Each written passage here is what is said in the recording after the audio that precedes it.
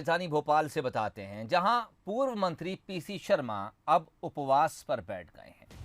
दरअसल पीसी शर्मा इस बात से नाराज हैं कि प्रदेशवासियों को रेमडेसिविर इंजेक्शन नहीं मिल रहा है। उनका यह भी कहना है कि अस्पतालों में ऑक्सीजन और बेड की समस्या से लोग परेशान हैं, इसलिए विधायक या फिर यूं कहें कि पूर्व मंत्री की नाराजगी सामने आ रही है। मंगलवार 12 बजे तक उन्होंने उपवास पर बैठने की बात कही है। बाद एक ही फॉर्मूला है सबका, लॉकडाउन और ऑक्सीजन नहीं मिले तो लोगों की जान चली जाए, और जान चली जाए तो कब्रिस्तान और शमशान घाट पे उनका दाह संस्कार कर देना। मैं बैठा हूँ यहाँ पे आज 3 बजे से 21 घंटे का मैं उपवास रखूँगा और कल 12 बजे तक रहूँगा। और मेरा कोई राजनीति करने का इसमें कोई उद्देश्य नहीं। मेरा ये है कि ये मेरे शांतिपूर्ण उपवास से अगर ये प्रशासन जाग जाए, लोगों को रेमडेसिविर इंजेक्शन और ऑक्सीजन वहाँ मिल जाए, उनकी जान बच जाए, लोगों की जान बचाना यही एक उद्देश्य है। चलिए, पीसी शर्मा का बयान भी आपको सुनाया। उनका कहना है कि मेरे इस उपवास का, इस नाराज़गी का, धरने का सिर्फ यही मकसद है कि लोगों को जो उनका हक है इलाज के तौर पर वो मिलना चाहिए। बात करने के लिए इस वक्त हमारे साथ बीजेपी प्रवक्ता दुर्गेश केसवानी साहब जुड़े हैं। दुर्गेश साहब, स्वागत है।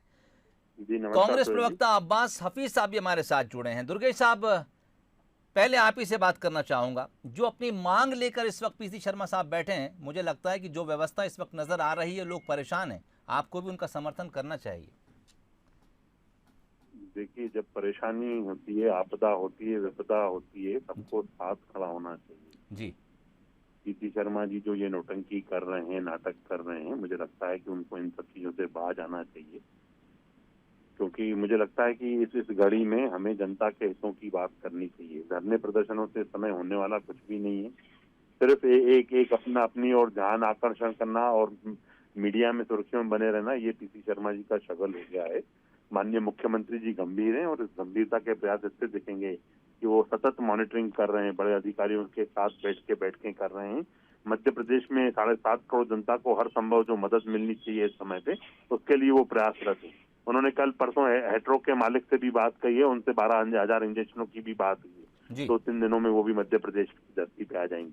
कल भी कोई लौट आए हैं और धीरे धीरे जैसे जैसे डिमांड आती जा रही है, उस हिसाब से काम किया जा रहा है। आप देखेंगे सोहेल जी, जो ऑक्सीजन पूर्व में 8 अप्रैल को 130 मेट्रिक टन थी, उसको 450 मेट्रिक टन तक बढ़ा के लेके आए।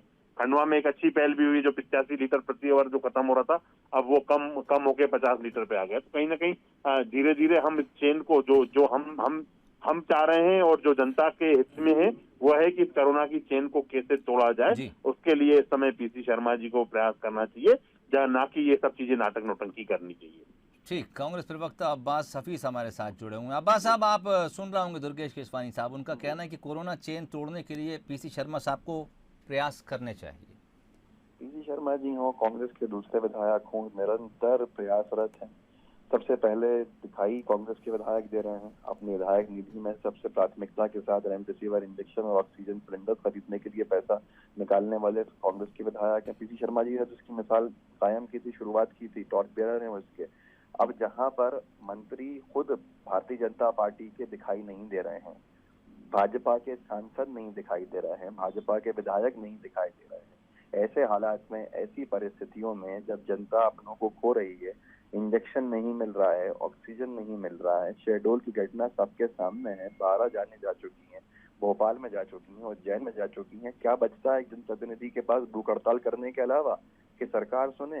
वो सरकार जो सत्ता में 15 साल रही और 15 साल में एक भी ऑक्सीजन का प्लांट नहीं हो। ये बड़ी बड़ी बातें कर देना बड़ी अच्छी बात है कि इस वक्त चेन तोड़नी चाहिए। आप दुर्गेश जी से पूछ लीजिए क्या हाल हुआ है। आज भाजपा के सबसे बड़े अगर पुरुष माना जाता है किसी को तो कुशाभाऊ ठाकरे जी का नाम आता है। उनके परिवार के लोगों की जान चले गई, भारतीय जनता पार्टी की सरकार उनको ना बचा पाई तो आम जनता को क्या सोहेल जी ये हालात हैं। जी दुर्गेश साहब, 1 मिनट है मेरे पास। जी सोहेल भाई, मुझे लगता है कि जो ढोंग पीसी शर्मा जी कर रहे हैं, पूर्व में पीसी शर्मा को प्रदेश की जनता ने भी देखा है कि कैसे उन्होंने एक डॉक्टर के साथ बदतमीजी की थी, जो बदसलूकी की थी। इस समय जो कोरोना वॉरियर्स हैं, जो फ्रंट लाइन वर्कर्स हैं, उनके लिए खड़े होना चाहिए। और मेरे मित्र जो इंदौर की घटना की बात कर रहे हैं, मैं उस पर बता दूं, उनका परिवार सब बोल रहा है कि हमें इलाज समुचित मिला है। ये सिर्फ और सिर्फ कांग्रेस का एक डायरेक्टरी डिपार्टमेंट जो काम कर रहा है, ठीक दुर्गेश साहब, हमें तो मैं रोकना चाहूंगा। आपका बहुत शुक्रिया हाफिज साहब, आपका भी बहुत बहुत शुक्रिया। दरअसल पीसी शर्मा ने कहा है कि जो कुछ व्यवस्थाएं इस वक्त शर्मा रही हैं उसको लेकर नाराजगी उनके भीतर है। वो चाहते हैं कि ऑक्सीजन उपलब्ध हो, रेमडेसिविर इंजेक्शन उपलब्ध हो, इसे लेकर वो उपवास पर बैठ गए हैं। कल यानी मंगलवार को 12 बजे तक उन्होंने उपवास किया है। हालांकि बीजेपी इसे ढोंग बता रही है।